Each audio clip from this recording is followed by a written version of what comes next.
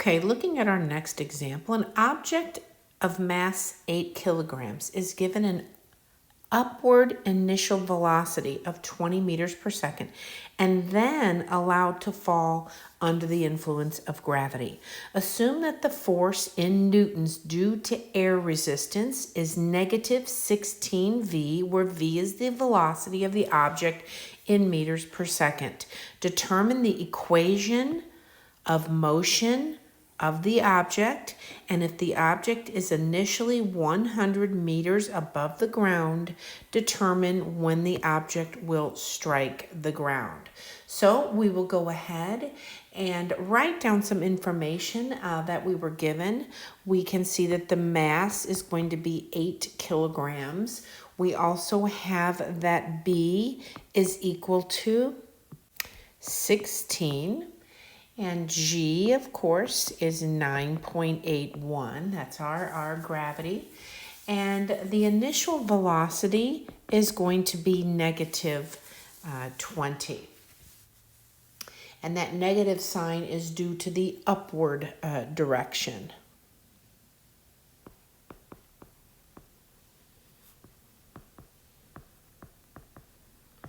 Okay?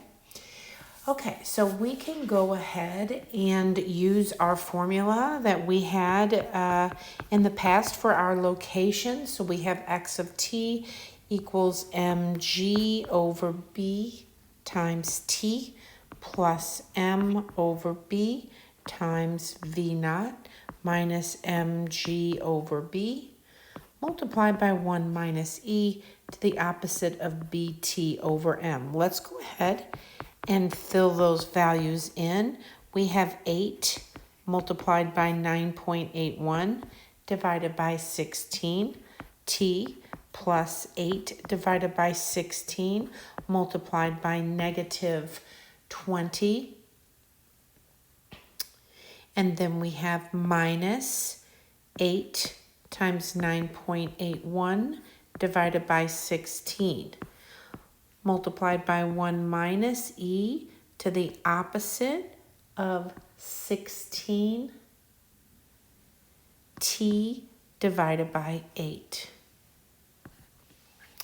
Okay, I have simplified this and it comes out to 4.905 t minus 12.4525 multiplied by 1 minus e to the negative 2t. Now, because the object is released 100 meters above the ground, we are going to set x of t equal to 100 and then solve for t. So we have 4.905 t minus 12.4525, 1 minus e to the negative 2t. Now, I went ahead and simplified that, and I have 4.905 t minus 12.4525 is equal to 100.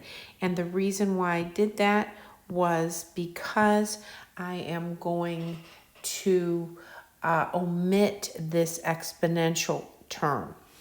And the reason why is because if you go ahead and set this equation excluding that exponential term, you will come up with t is equal to 112.4525 divided by 4.905, and that's about 22.9 seconds. Now, let's go ahead and take a look at something. If you use compute x of 20, you will come up with less than 100. And let's say you compute x of 24, you will come up with a value greater than 100.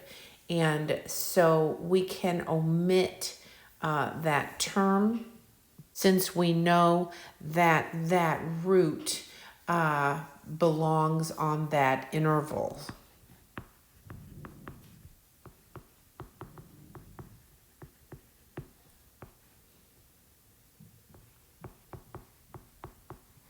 Okay.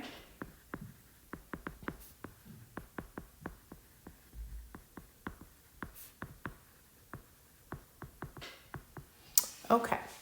So let's look at our next example. A parachutist whose mass is 100 kilograms drops from a helicopter hovering 3,000 meters above the ground and falls under the influence of gravity.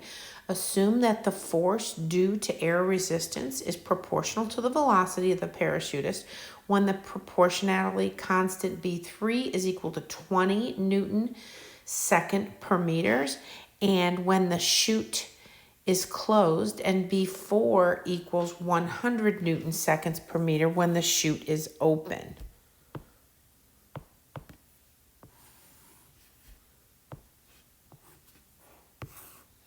If the chute does not open until after, so this is important, does not open until 30 seconds after the parachutist leaves the helicopter. And here is the question. After how many seconds will he hit the ground? And if the chute does not open until 1 minute after he leaves the helicopter, after how many seconds will he hit the ground? Okay, so let's take a look. And I don't really know why. I'm just going to change this to B1 and this to B2. And let's go ahead and let x1 of t and x1 of 0 equal 0 while the chute is closed. So let's do work on chute is closed. And let's write some things down. We have x1 of t is going to be the motion, that location of the parachutist, and also x1 of 0 is equal to 0, and that's the distance the parachutist has fallen in t seconds with the chute closed. So all of this is going to be chute closed in the beginning. So we have the mass is, let's see if I can do that in a different color. The mass is 100, of course, kilograms, and we have B1 is equal to 20, and we have the initial velocity equal to 0.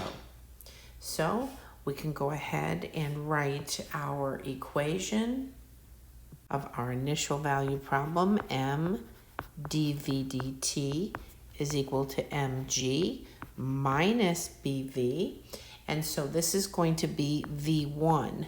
So we have 100 multiplied by dv1 dt is equal to 100 times g minus 20 v1.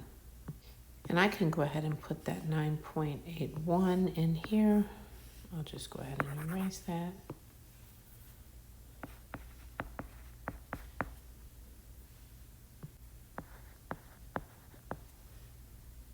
And dividing each term by 100.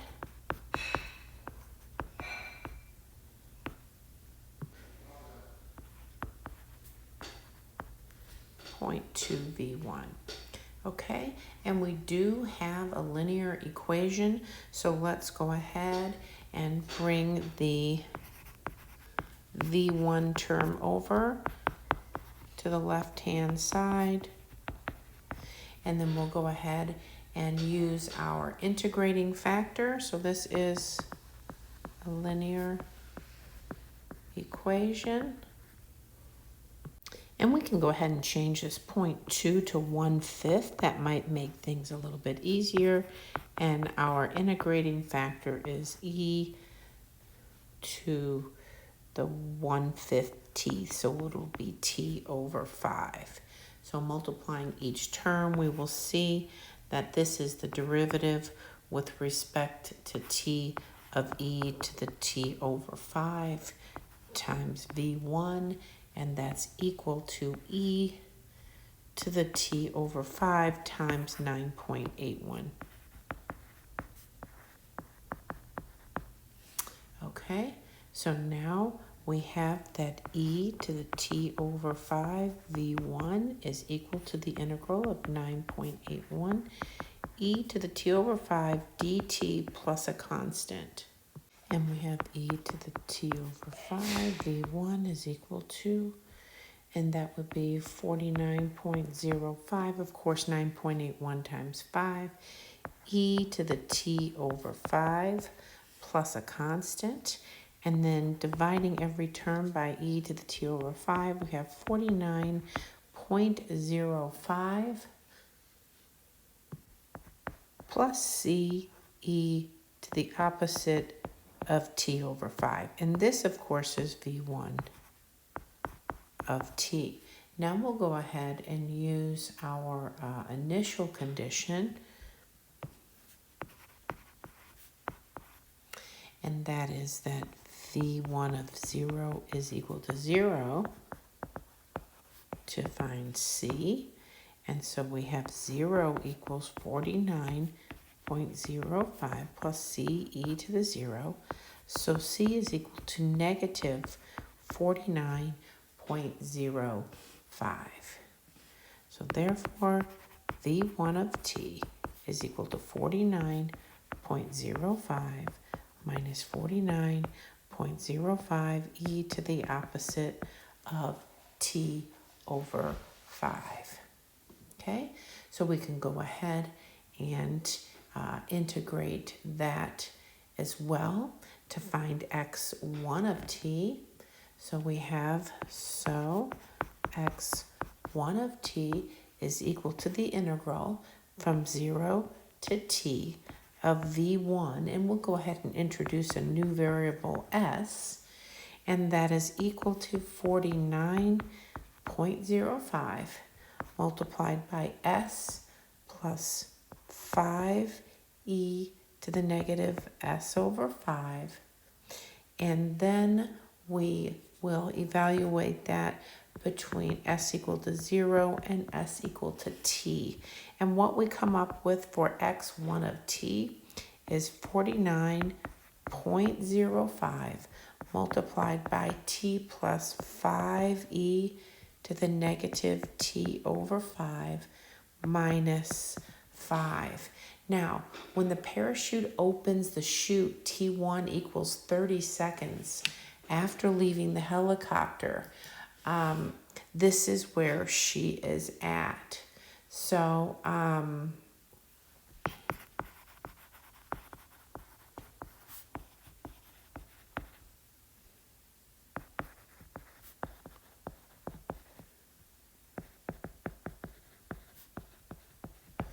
okay, that's after the leaving the helicopter. So what we have is 3,000 minus x1 at 30 seconds.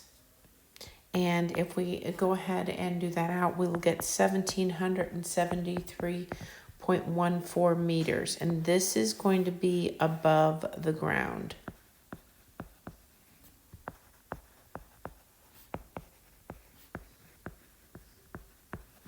Okay, and so now let's see if we can talk about the velocity.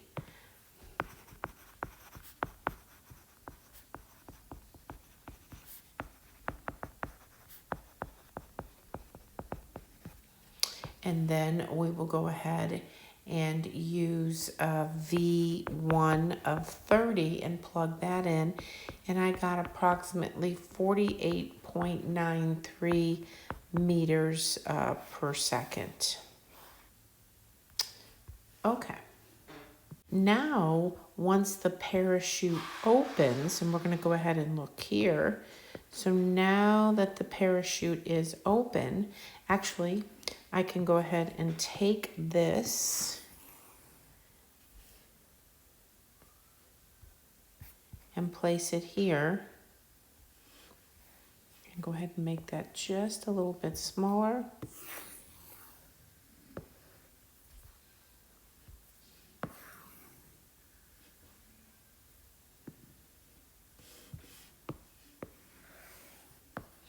Okay. Okay, so now let's talk about when the chute opens.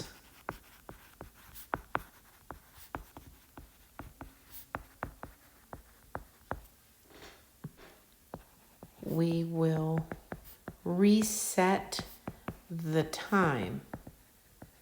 So we will have x2 of t, and that will be the distance passed by the parachute, t seconds from the time the chute opens.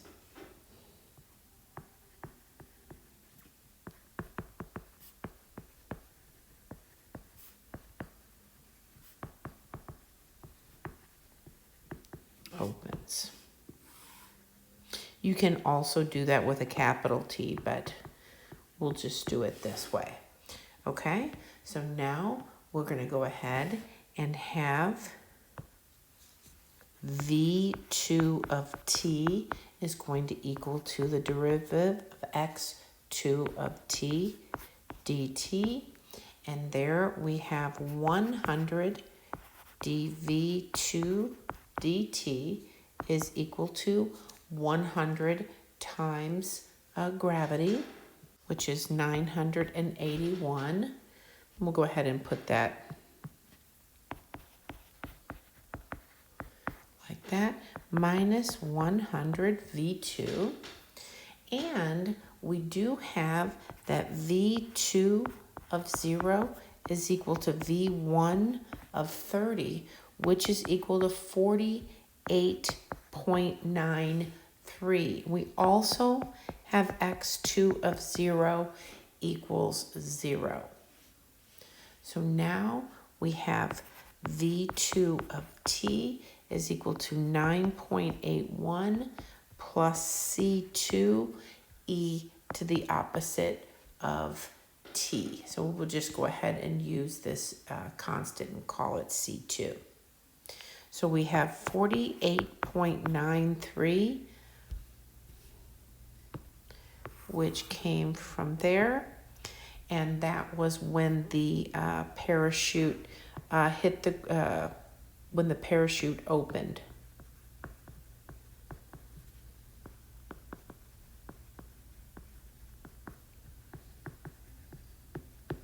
That's the velocity, okay? So we have 48.93 is equal to V2 of 0, and that is going to be equal to, I can go ahead and get V2 of 0 is equal to 48.93. So let me just go ahead and write this other side down. And so now we have, and that was supposed to be 0.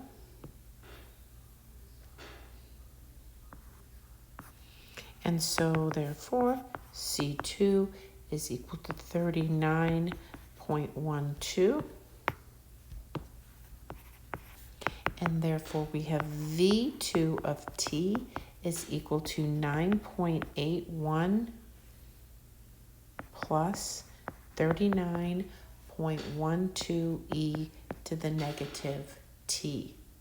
So now we're going to come up with x2 of t, and that's going to be equal to the integral from 0 to t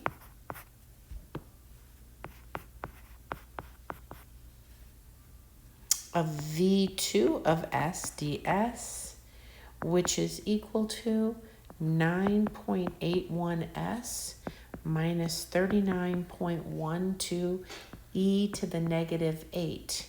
And now we are going to evaluate this from s equal to 0 to s equal to t.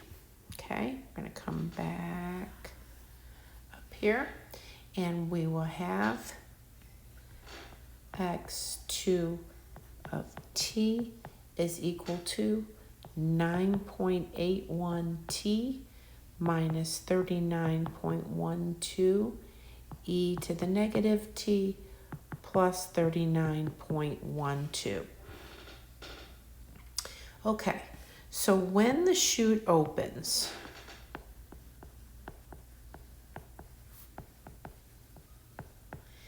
the parachutist is going to fall 1773.14 meters.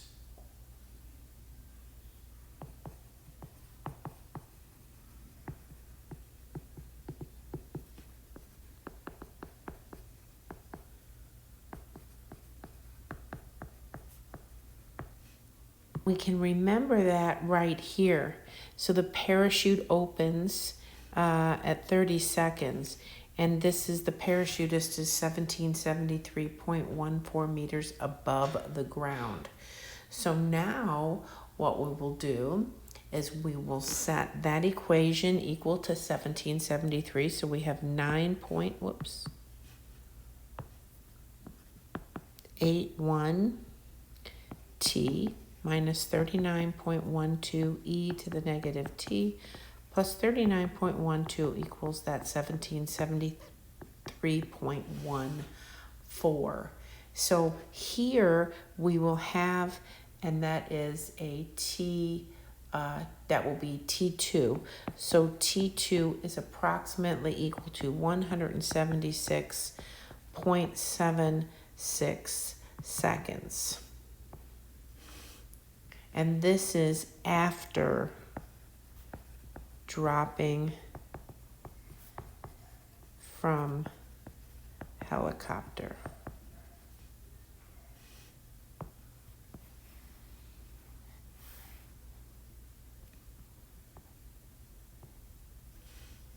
Whoops, no, that is after the chute opened. Now after dropping from helicopter,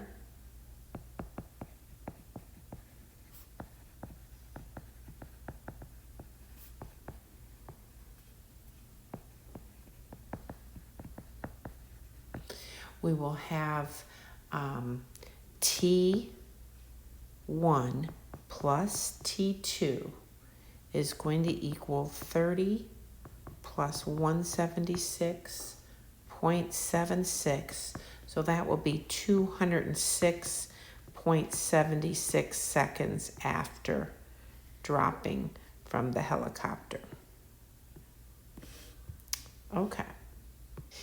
I will leave the rest for that last question. And the last question was, if the chute does not open until 1 minute after he leaves the helicopter. So you can see here that this would be 60 seconds. So how many?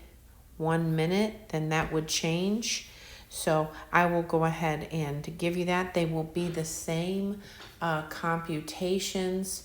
So T2 with T1 equal to 60.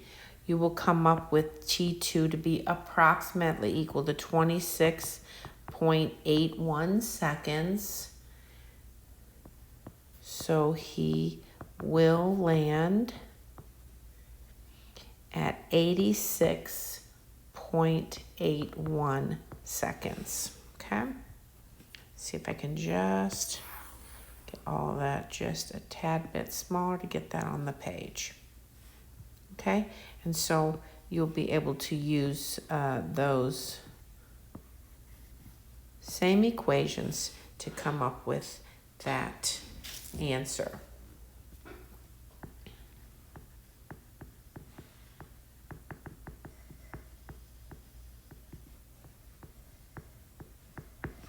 Okay, let's look at this next example. A shell of mass 2 grams is shot upward with an initial velocity of 200 meters per second.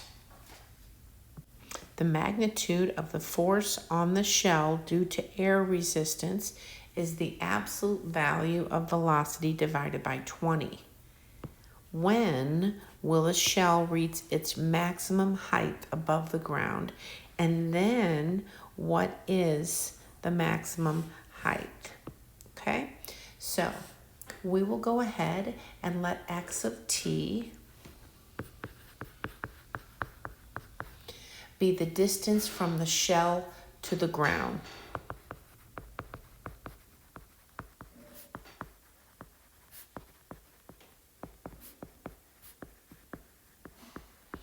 okay? And that's at any time t.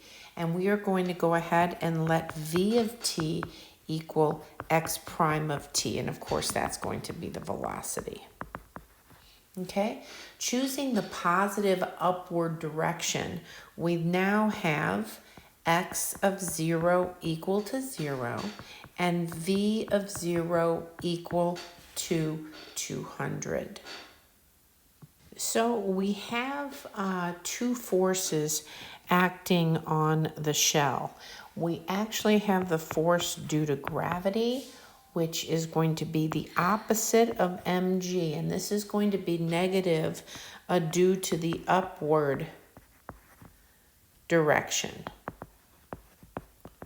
So that is why that is negative. And then we also have the air resistance, and that's going to be the opposite of v over 20. And that is negative because the air resistance, of course, acts in opposition to motion.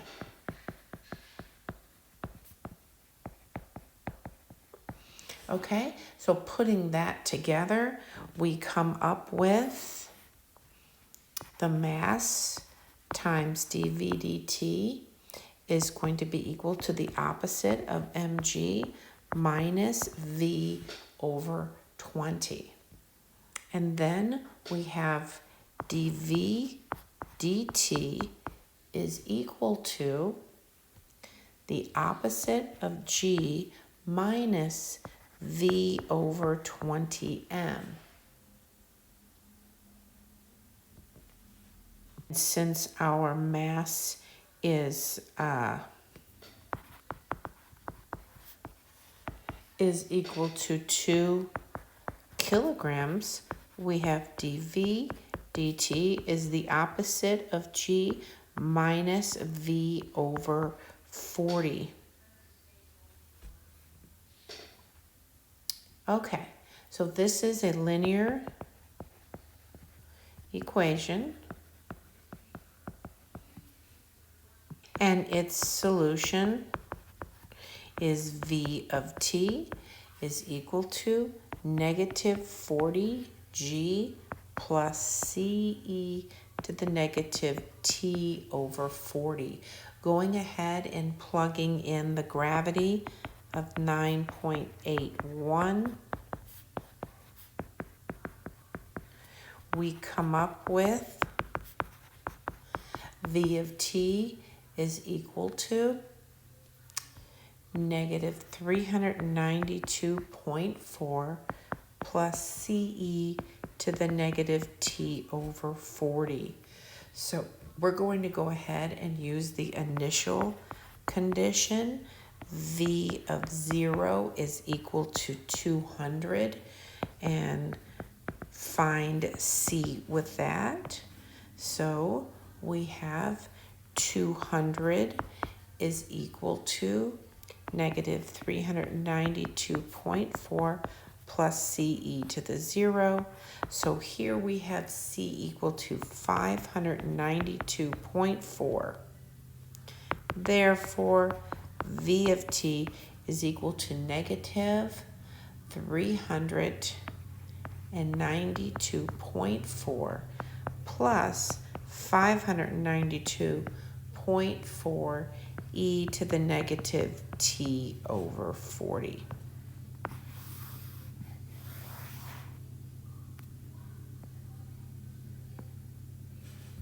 Okay.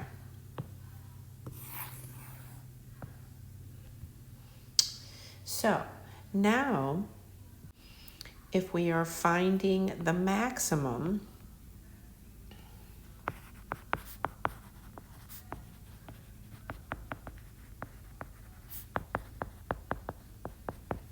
V of t is going to be equal to 0. So we will go ahead and set V of t equal to 0.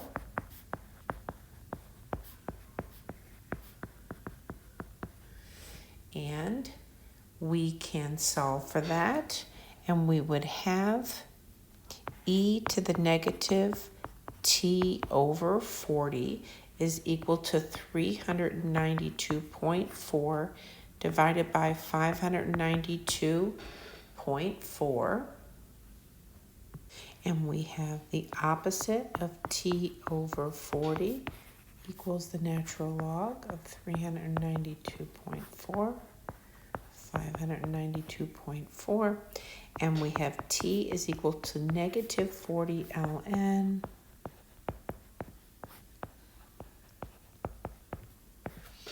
and then we have t is approximately equal to 16.476, and that will be seconds.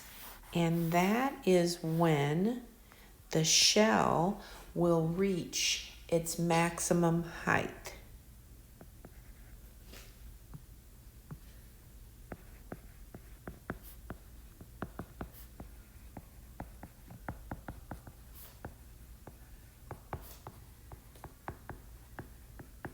Okay, so, and that's after the shot.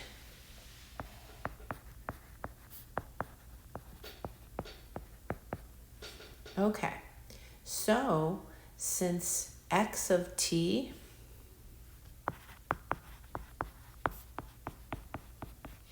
is equal to the integral of v of t dt from 0 to t, we come up with negative 392.4 t plus 23696 multiplied by 1 minus e to the negative t over 40. So that is x of t. So we will then find x of 16.476, and that's about equal to 1534.81 meters.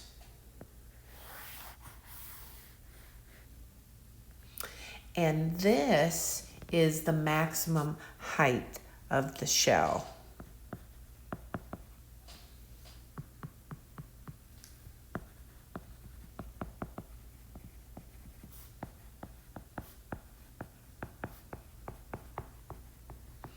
And that is at 16.46 seconds after the shot.